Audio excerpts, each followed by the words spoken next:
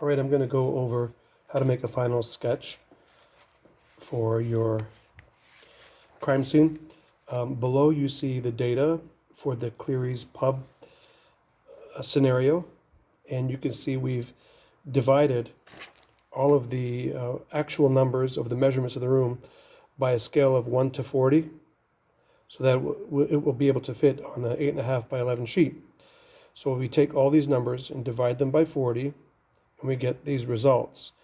So these numbers will be the actual inches, and these numbers will be the size of what the actual room was. So we take this data, and what we do is we get a clean sheet of paper. So I'll move this data on the side.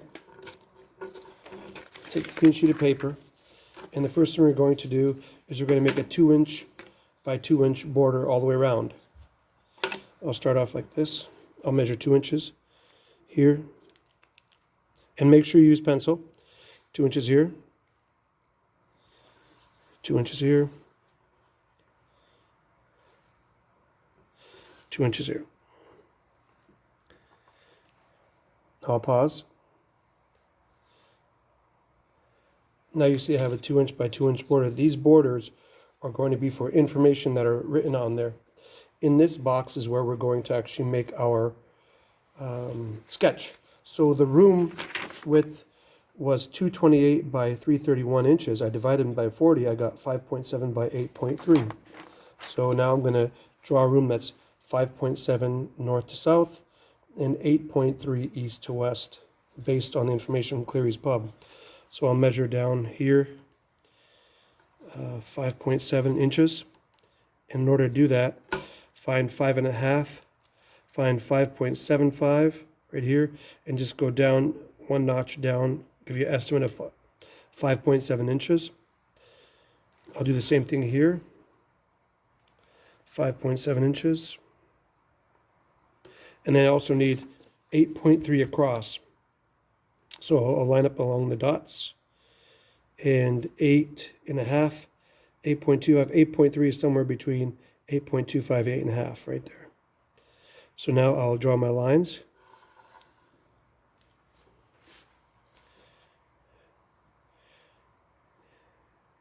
I should measure 8.3 across the top here, just to make it straight. 8.3 right there, and then connect the lines, or connect the dots. There we go. Now I have room, and I have to write the actual distance on the room. So I will write, this is 331 inches, and the side here, this is 228 inches. Then I want to make a line right here, going around the number, and then put arrows indicating that that is the width of the room, or length, either one. And then this one, same thing on the bottom. Draw a line and don't go over the number, go around the number, and then put arrows.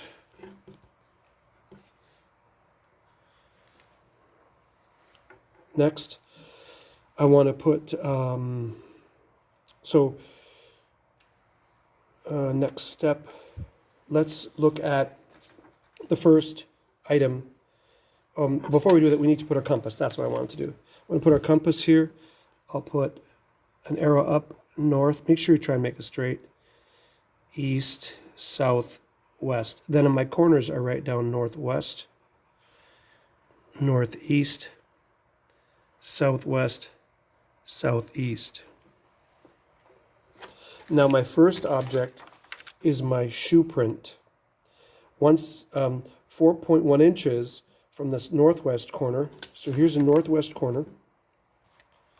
And my ruler, I'll place my 0 right in the northwest corner of my ruler. And I'll identify 4.1 inches, well, 4.25, somewhere in between here, about 4.1, right about there. And the next one is 8.3. So on this ruler, it says 8.3 inches from the southwest corner. Excuse me, from the southwest corner, 4.6 inches. So 4.6 on this ruler from the southwest corner. 4.6 is 4.5, 4.75, somewhere in between. I want this 4.6 and the 4.1 to cross each other. Put your two fingers at the base of each ruler. That's your pivot point. Put your two fingers holding down, and then you just slide the rulers until the 4.6 and the 4.1 meet each other. Right about there. Perfect. I see that my corners haven't moved too much from their bases, which is good. 4.1, 4.6 crossing each other. Put a dot down right there. Draw a shoe, indicating the first evidence is a shoe. Then connect the middle of the shoe with a line to the corners. And that was how you do triangulation. Fill it in from the northwest corner 1. Actually, I like to draw these numbers on the inside of the triangle. 162 inches here, and this one is 185 inches. So 162 from the northwest corner, 185 from the southwest corner. I put those numbers in there. Now I'll continue this triangulation. I'll do one more with you, and then I'll show you the result. I have a stick of dynamite, northwest corner 4 inches, northeast corner 4.8 inches, northwest corner 4 inches. So set the 0 down, northwest corner 4 inches, and then northeast corner 4.8 inches. 4.75, 4.8 is right around here. So now I'll put my fingers down on the rulers, and I'll try and pivot them. I see I need 4 inches, and this is 4.8. I'll move so that my 4 inches gets really close to my 4.8. Put a dot in there. Make sure your pivots are close to the base. And then you draw a stick of dynamite here. And you draw a line to the center of the dynamite to the corners of the room that they were measured from. Stick of dynamite. Now go to my sheet. My sheet said 158 inches from the northwest corner, so I'll write 158 inches from the northwest corner. And then 191 inches from the southwest corner.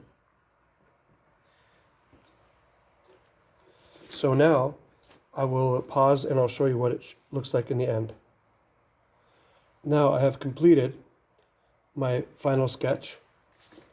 Here is my rough sketch from the Cleary's Pub worksheet. Here's my rough sketch. You notice the rough sketch is all done by hand.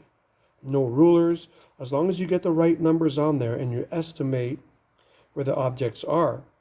You put all your key information in there and your scale and your evidence key. Number 9 says include the date, location, investigators, time, date, type of crime, and file number at the top. So you have to put all that information in. A rough sketch looks messy, but a final sketch, like this one, looks neat. Let me give you some key points here. After you triangulate all the evidence in there, your key should be neatly written and boxed. Your scale should be neatly written and boxed. You want to put date, colon, location, colon, and fill those in. Investigators, colon, time, crime. You see in the case number. And so this is the final product of a neater, professional-looking crime scene sketch. So there you go.